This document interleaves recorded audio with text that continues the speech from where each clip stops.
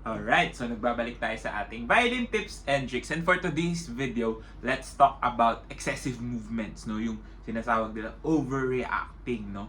Do musicians really need this? Or, this is just my take on it. Ano ba yung importance niya? Why some musicians are really trying to do a lot of excessive movements? Or is it really something that they do?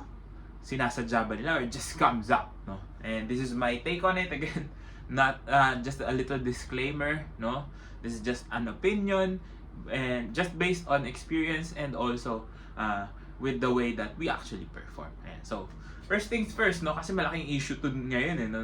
That people are calling out other performers na parang simple lang naman yung ginagawa but they're really doing a lot of excessive movements, no? But again, as a musician,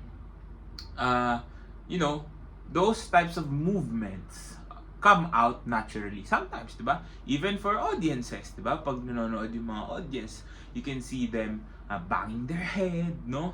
Moving or grooving with the music. It's really part of the experience, the overall experience.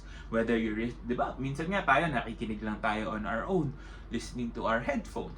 We usually nod our heads, diba? It's a human thing to do. So, I personally think we shouldn't be calling out those things. But, in a performance standpoint, where does this things, take place? Paano ba yung dapat, no? So, when we talk about excessive movements, no? Especially for beginners, and especially for our instrument, no, yung violin, we don't really encourage excessive movements. Especially kung nagsisimula ka pa nga lang. Because again, these movements would greatly affect the way you're playing. No? It's not something na dapat mong gawin just because gusto mo. No? Or if the music really flows within you, hindi mo mapipigilan. But that time will only come if you have already not necessarily mastered your techniques, but you have this comfortable grasp on them, no? Syempre, you can, bang your head nga or move your body as long as those movements do not affect the way you're playing. Kasi pag naapektuhan yung pagtugtog mo, edi masisira, no? And again, these movements, these motions are done by people who aren't really beginners na to begin with, no? So, kung beginner ka, syempre, very stiff, no? Ganyan ka tumugtog ng buo siguro, or matigas pa yung kamay mo, very nervous pa yung dating. So, hindi mo magagawa talaga to move with the music, to move with the flow of the music, or, just vibe with whatever you are trying to play. So, hindi mo talaga siya magagawa unless you have already grasped those things na kailangan mo, proper posture, a relaxed state. Kaya nila nagagawa yun is because they have this certain mastery with their instrument. And lumalabas yung mga movements na yun because they feel their music and they understand what's happening. No? Hindi naman nasisira yung pagtugtog niya because of playing, di ba? Hindi rin masira yung tugtog mo if you have mastered your techniques, no? So kung solid yung foundations mo and you want to move and you're really feeling the music, hindi lang naman to nangyayari sa mga rock shows, no? Sa mga pop music, even in classical music, di ba? So, if you watch soloists perform, they do a lot of things na hindi mo ine-expect. Sometimes they move their head, they move their bodies, di ba? Left and right, up and down, na parang, oy, bakit sinasabi hindi dapat gawin pero ginagawa nila? Again, it's part of our nature as human beings. No? When you feel the emotion, when you feel the ideas coming from your music, naturally mangyayari talaga yun.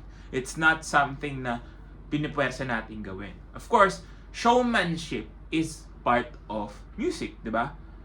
Hindi lang naman tayo nakikinig ng sounds. Usually, when we watch a concert, we see the performers.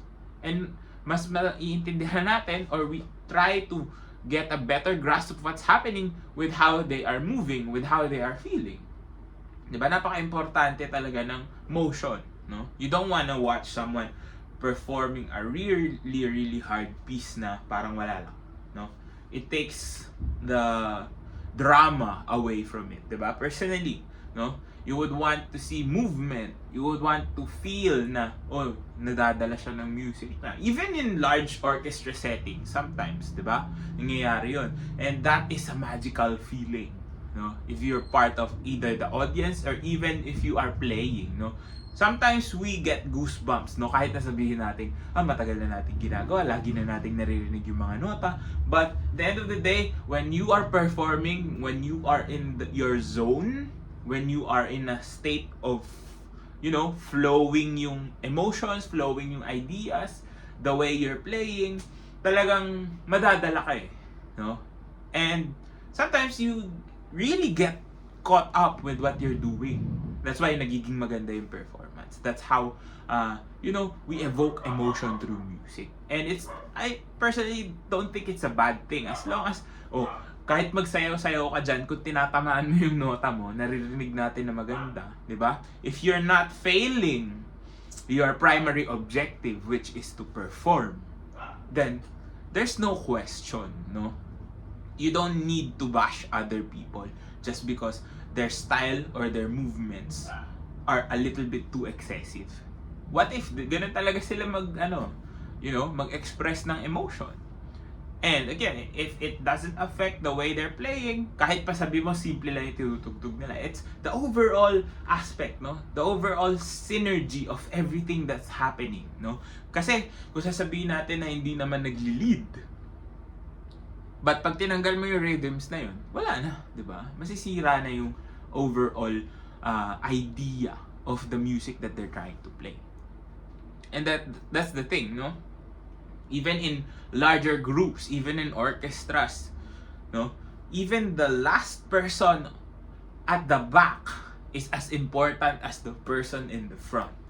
And if not everyone is following whatever emotion that they are trying to convey, we can't really say na 100% mararamdaman ng audience yun, no? It's the energy. It's something you don't see, especially if you're not there, no? Hindi mo talaga, mahirap talaga siya i-explain eh. In terms na maiintindihan mo lang. No? You just have to be there in that spot, in that concert, no? Kahit panoorin mo siya ng online sa mga videos, sometimes you really don't feel the vibe. You have to be there. And you have to respect other people, di ba?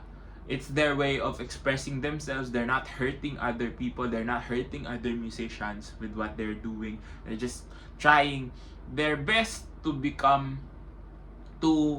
get the crowd with them, no? Ganun lang talaga eh. Sometimes we do excessive movements, no? As long as, again, yun nga sinasabi ko palagi, okay lang naman gumalaw eh. As long as you're not disrupting your flow, you're not disrupting your techniques, no?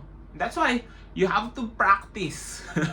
At the end of the day, they can do a lot more things, no? A lot of musicians can, uso nga ngayon, nagsasayaw habang tumutugtog, as long as it doesn't affect the way you're playing. Because the most important part is your sound. And that sound will translate to the energy that you give out, and it comes back to you, diba? That's why you have these, let's say, excessive movements or extra movements, for a lack of a better term, diba? Mahalaga din siya. It's part of the craft. That's why it's performing arts, diba? You're not just, as a violinist, you're not just, di lang ito yung galaw mo, not just moving your arms for bowing, not just moving your fingers, you also have to move your body. And leveraging those movements to help you out, di ba? Pag-usapan natin before, head movements, right?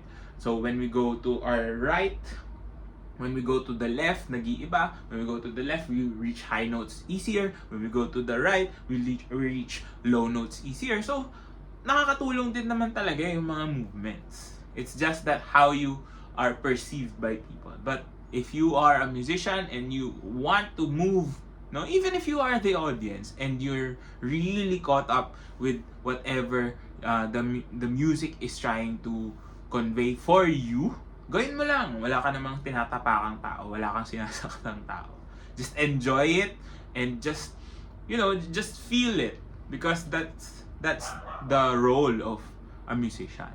be able to share their talents and let people experience music in its, let's say, purest form. Ayan. So sana nakatulong tong video na to. If you did, please do drop a like, comment down below more content you'd like to see, and of course subscribe to my YouTube channel. Follow me on all my socials, all the links you need down in the description box below. This has been Ryan Monakil for Violin Tips and Tricks, and I'll see you on the next video.